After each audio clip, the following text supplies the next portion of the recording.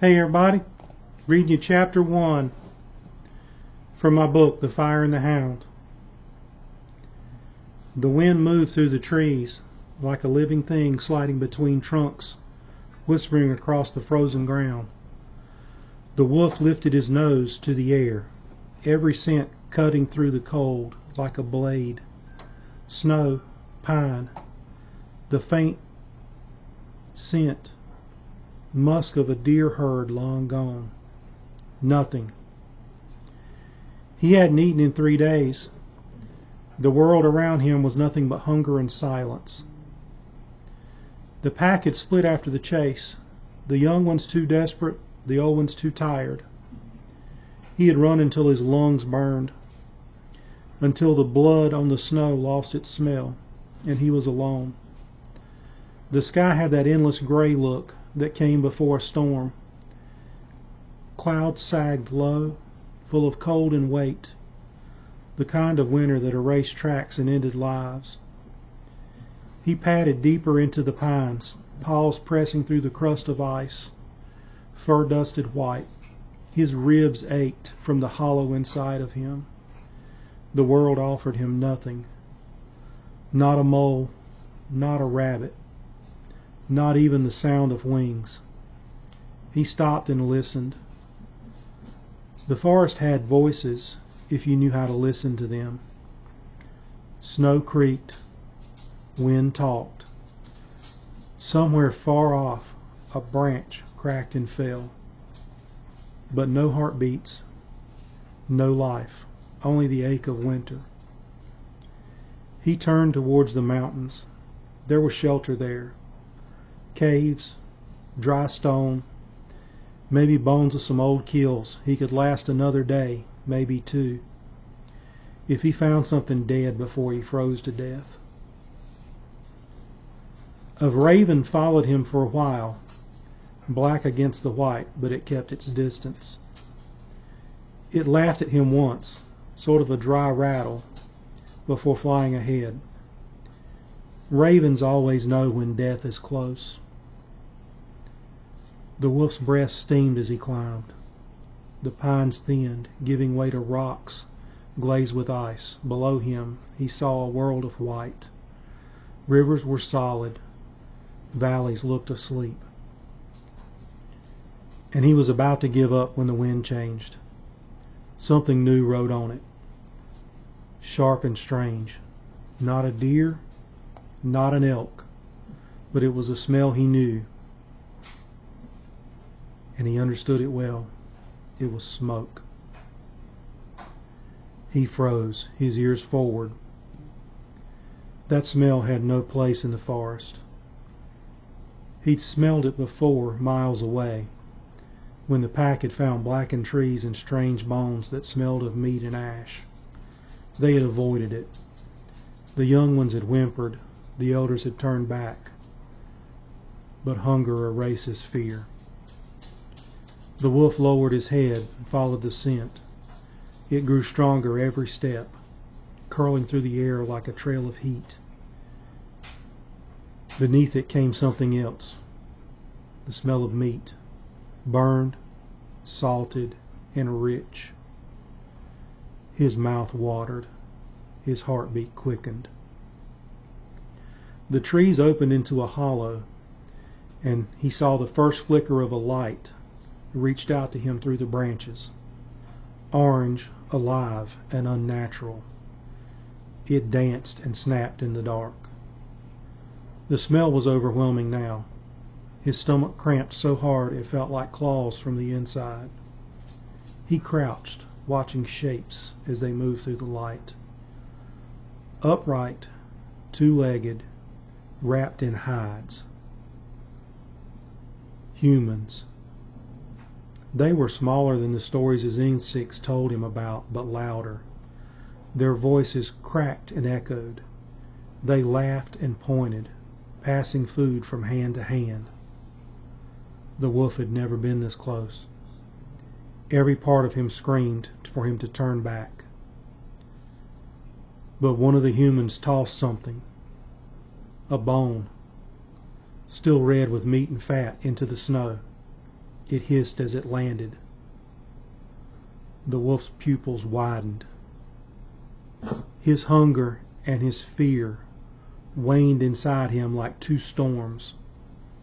He crept forward, one paw, then another. Snow whispered beneath him. Humans kept talking, unaware, or maybe they were aware. Maybe they wanted him closer. Another scrap landed. Then another. The wolf stopped, breast steaming, heart hammering. The smell was unbearable. He lunged, snatched the bone, and ran back into the shadows. Behind him, the firelight danced on human faces. Not angry, not afraid, almost curious. He stopped once he was far enough, dropped the bone, and tore into it. It tasted to him like fire and blood mixed together. His whole body shivered.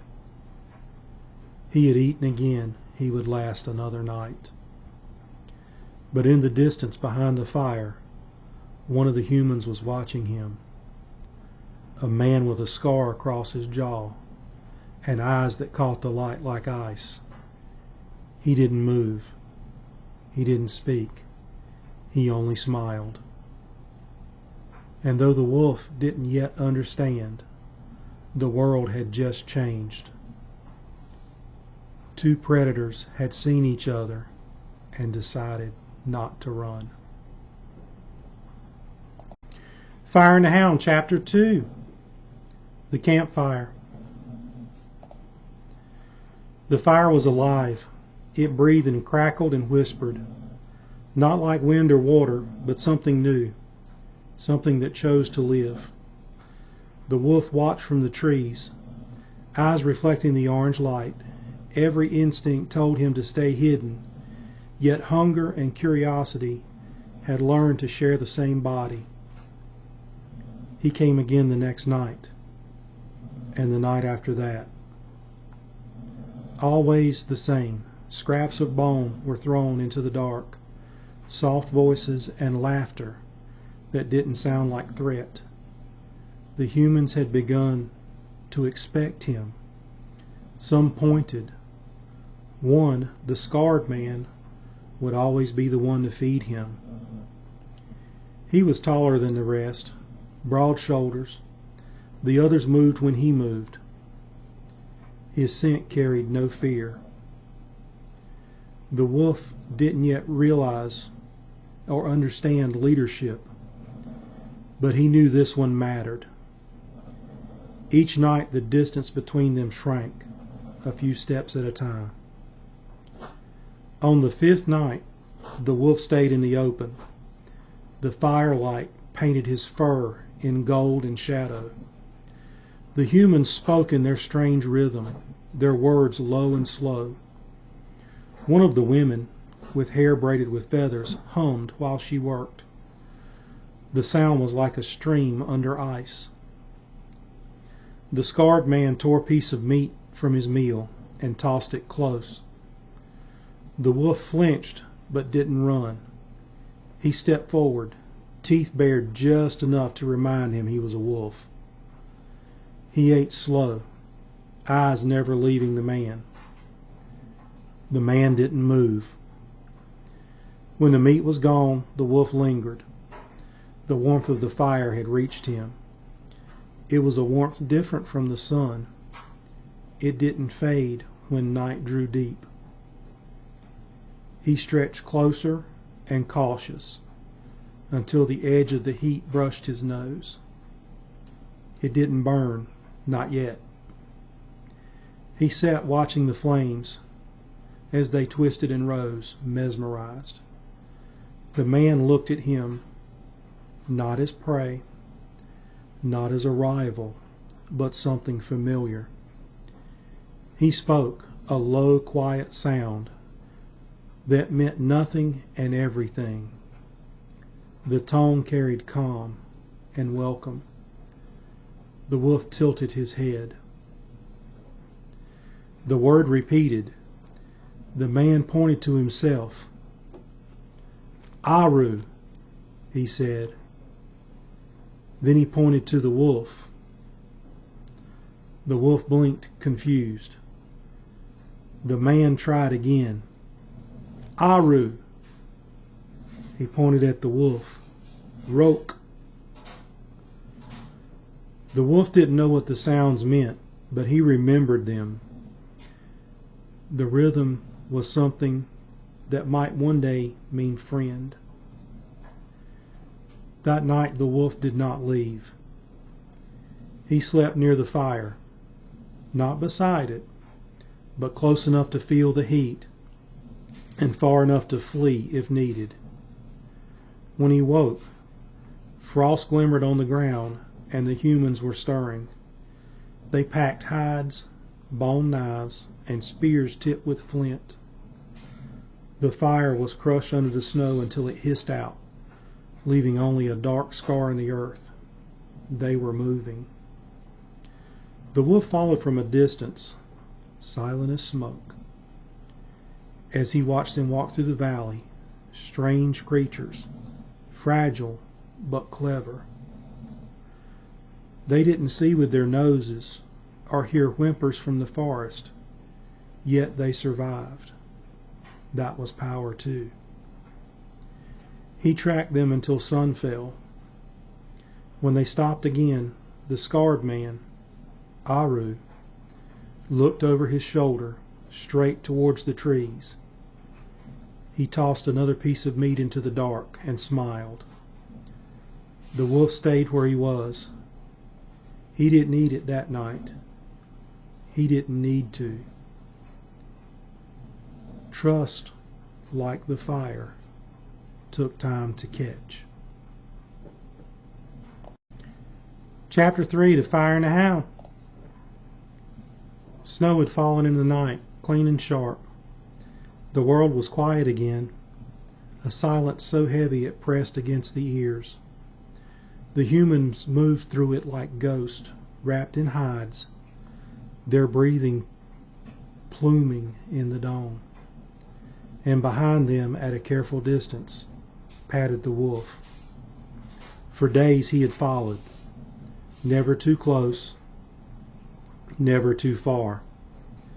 They knew he was there. They left no sign of fear, no thrown stones, and no shouts.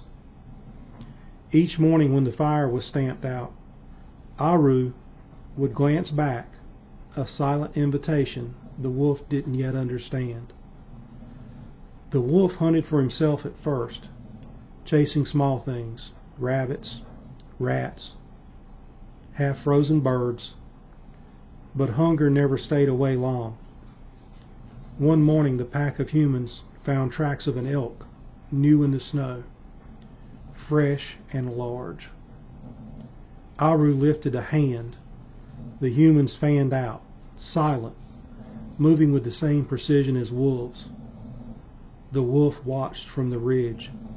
He recognized the shape of a hunt, even with the strange tools they were using, spears instead of teeth, fire instead of fury. The elk herd stood grazing in the valley below, steam rising from their bodies like breath. The humans waited, downwind, patient, eyes narrowed.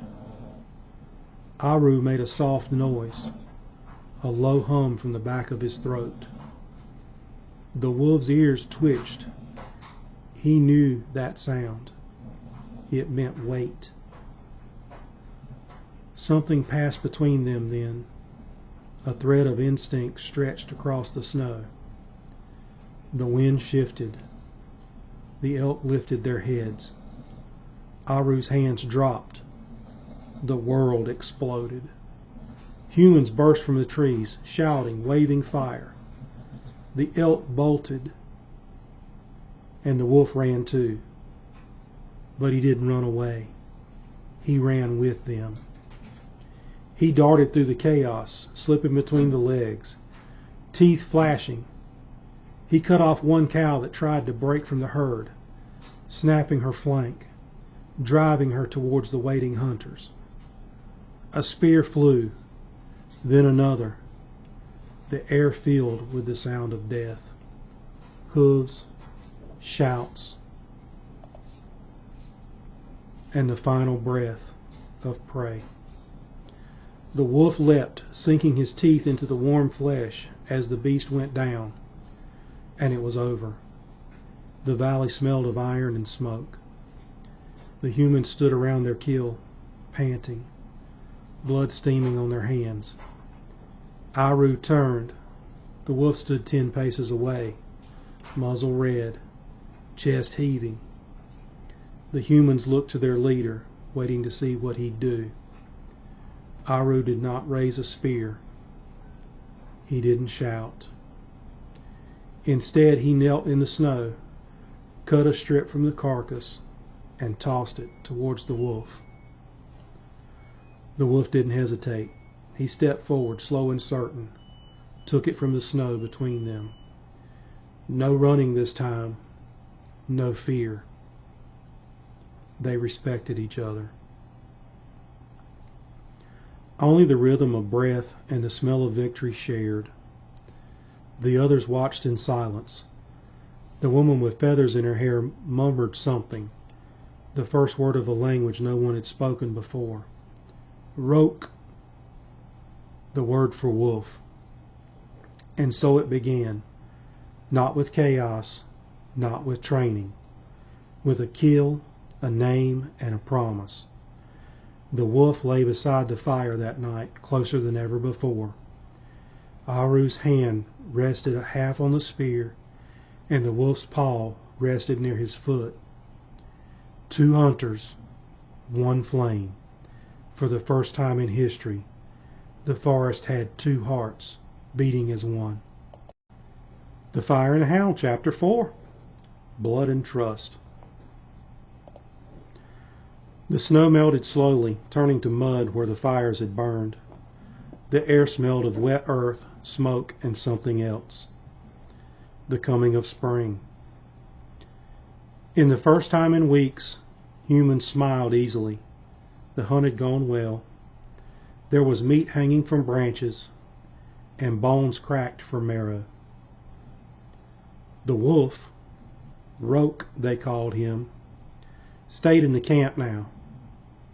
Not tamed, not owned, just there. He slept near the fire's edge, close enough to feel the warmth, far enough to leave when he wished.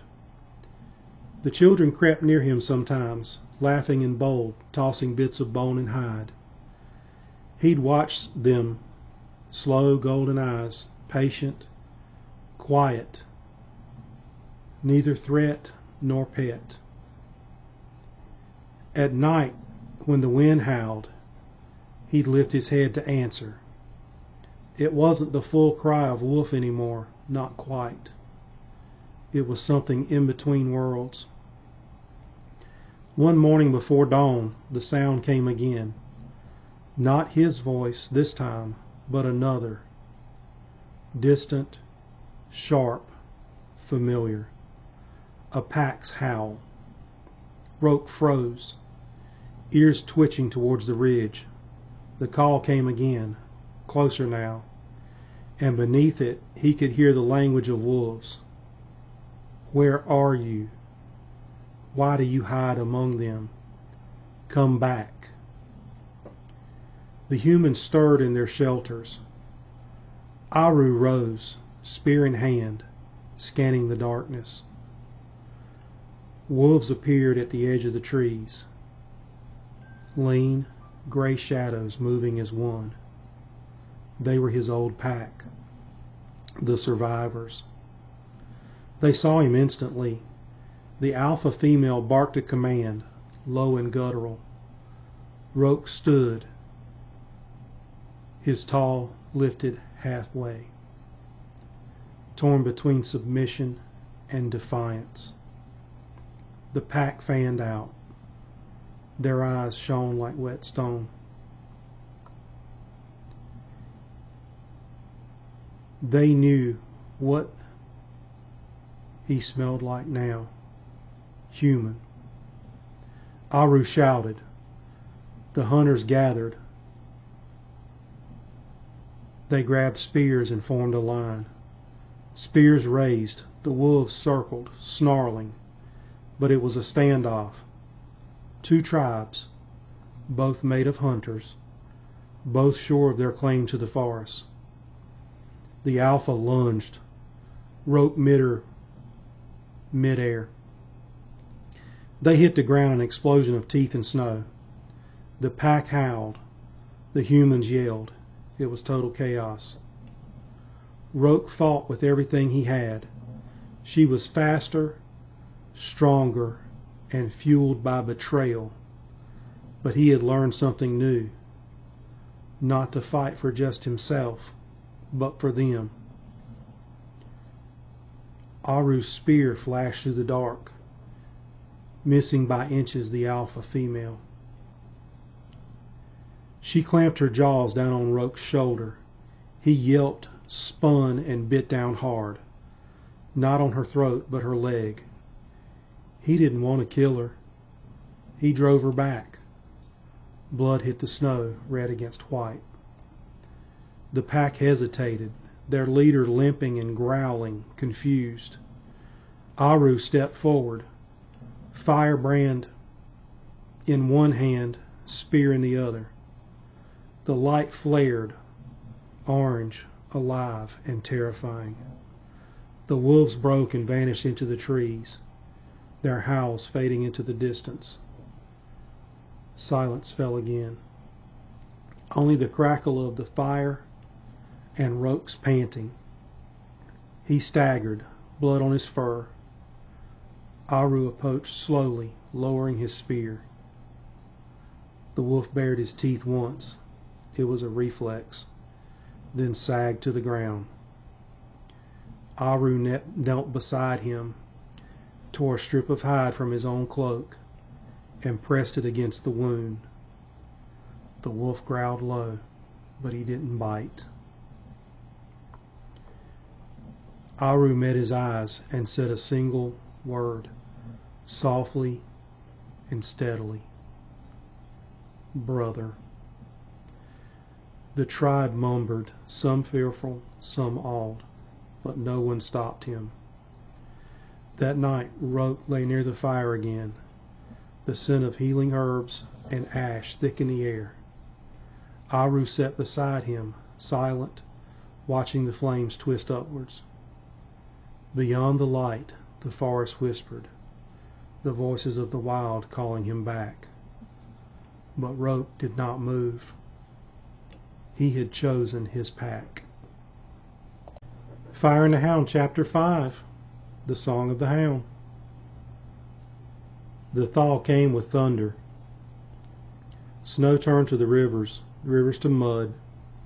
Forest woke up from its long sleep, dripping and alive again. Green tips pushed through the gray.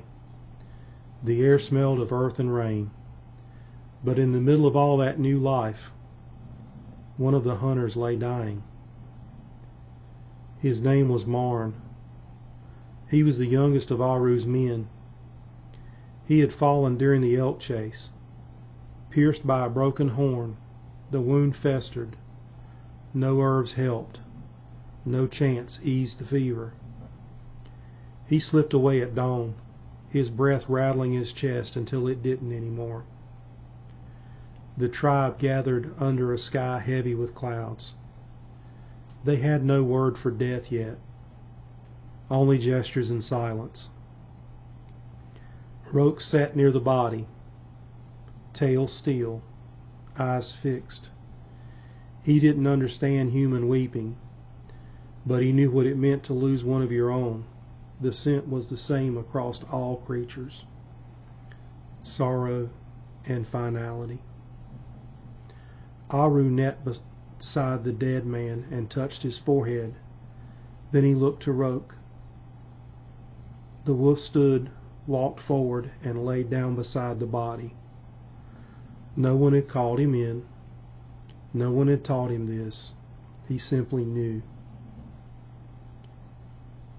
When the fire was lit and the tribe began to mourn their chant, low and rhythmic, the first music born of grief, Roke lifted his head. and howled.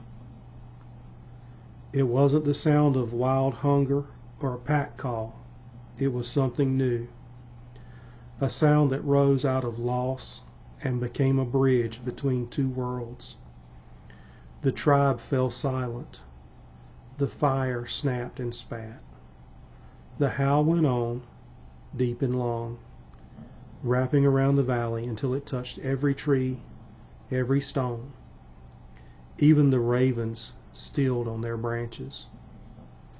Aru closed his eyes and felt the sound inside his chest, not as a noise but as a truth. When the howl ended, Roke stood and pressed his head against the man's arm one last time. He stepped back into the shadows. That night no one slept. The storm came, washing away the footprints, the blood, the fire ash. But in the morning, the tribe found something strange. The wolf had returned. He had dragged branches and brush along with the place Marn had fallen, covering the scent of death. Aru stared at the mound, rough, clumsy, but deliberate. He understood. That day the humans did the same for their dead, covering a body with stone and earth, and making the place fire-blackened wood. A ritual had begun. And when the last ember cooled, Aru raised his hands toward the forest and said quietly, "Roke." And from far away an answering howl rose, the same voice, carrying through the rain. The tribe moved on, but the sound followed them for generations. Children were taught when the fire crackled. Roke watched from the dark, guarding them still. And when a hunter died, his brother would call into the night, not to the gods, not to the stars, but to the first friend man ever had. The howl was not a warning anymore. It was a remembrance. It was a prayer. Follow TickBite NC on YouTube.